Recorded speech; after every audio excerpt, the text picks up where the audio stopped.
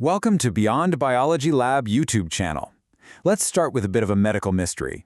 Imagine you have a highly potent chemical compound, but every time you deploy it against a solid tumor, it fails. You'd probably shelve it, right?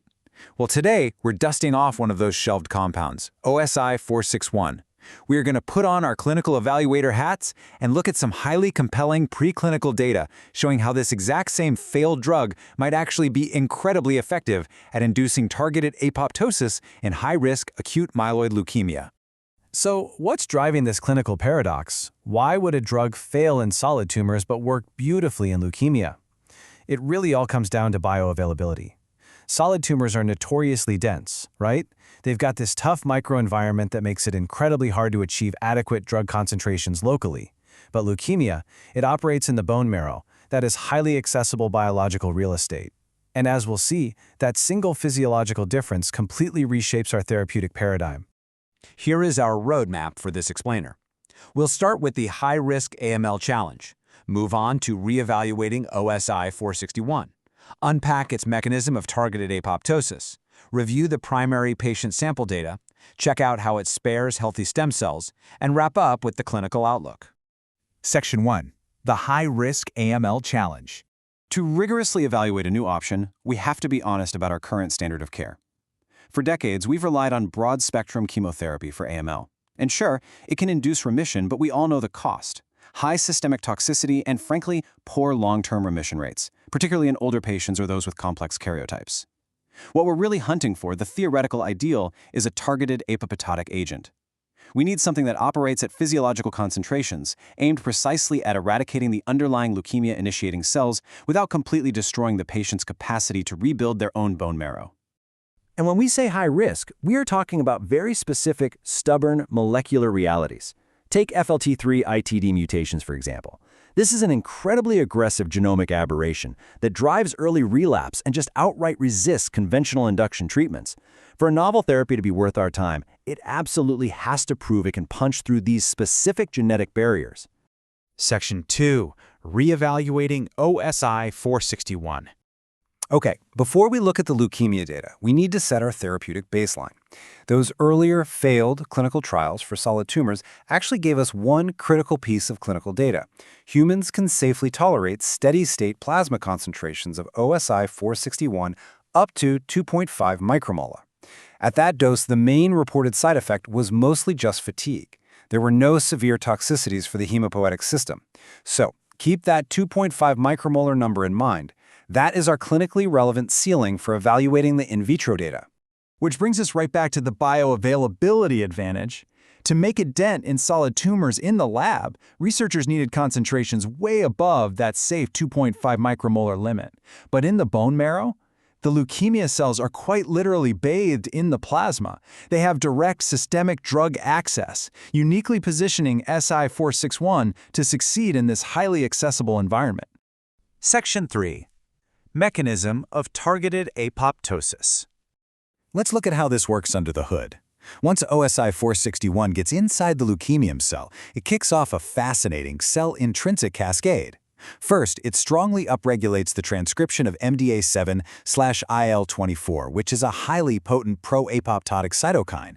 That, in turn, activates the DNA damage-inducible genes GAD45-alpha and gamma. This essentially slams the brakes on the cell cycle at the G2/M phase, forcing definitive apoptosis.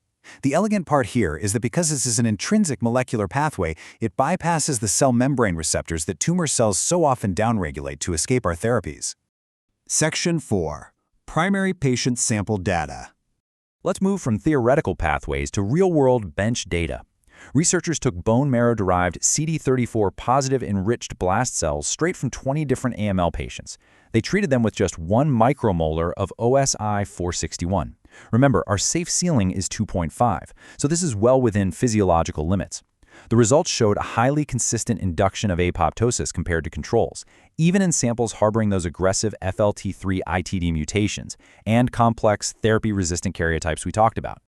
To distill that data down to the absolute most striking metric, 17 out of those 20 primary patient samples responded effectively to just a 1 micromolar dose. That is an 85% response rate. When you're dealing with a disease as genetically heterogeneous as AML, An 85% hit rate on primary bone marrow samples is a truly commanding piece of preclinical data. But just killing cells in the short term isn't enough. We need durable growth arrest. In the lab, researchers stopped the treatment after 48 hours and moved the leukemic cells into fresh, drug-free media. The result? For up to 8 days post-treatment, those leukemia cells completely failed to regain their ability to proliferate. This heavily implies that even a brief exposure to OSI-461 successfully targets and disables the underlying leukemia-initiating cells themselves, rather than just trimming back the bulk blast population. Section 5. Sparing healthy stem cells. Now for the make-or-break question for any clinical evaluation, does this wipe out the good cells along with the bad? They exposed normal, healthy, CD34-positive hemopoietic stem cells to the exact same 1 micromolar treatment. And yes, initially, there is a transient shock, a temporary block in proliferation. But here is the key difference. Once the drug is removed, those normal, healthy stem cells shake it off. By 96 hours post-treatment, they successfully recover and start steadily expanding again. The normal cells bounce back, the leukemia cells simply do not. Furthermore, clonogenic assays proved that these recovered normal cells kept their full myeloid differentiation capacity. They could still mature into all the various necessary blood cell lineages. Preserving that normal stem cell function is absolutely essential for post-therapy bone marrow recovery. This stark contrast strongly suggests the existence of a highly viable therapeutic window. Section 6. Clinical Outlook and Future. So where does this leave us? The scientific narrative here is grounded and clear. We have a compound that safely reaches therapeutic concentrations in humans. We have direct access to the target environment in the bone marrow. And we have robust in vitro data showing selective, targeted apoptosis in high-risk leukemia cells while sparing the regenerative capacity of healthy stem cells. The next logical, structured step isn't speculation. It is rigorous Phase 2 clinical trials specifically designed for high-risk, chemotherapy-resistant AML patients. As the research authors thoughtfully concluded, we strongly emphasize Phase 2 trials to assess the efficacy and safety of OSI-461 for the treatment of high-risk AML patients. It's a compelling reminder that sometimes a drug hasn't failed, it just hasn't found the right physiological context yet. Thanks for watching. Please like and subscribe Beyond Biology Lab YouTube channel.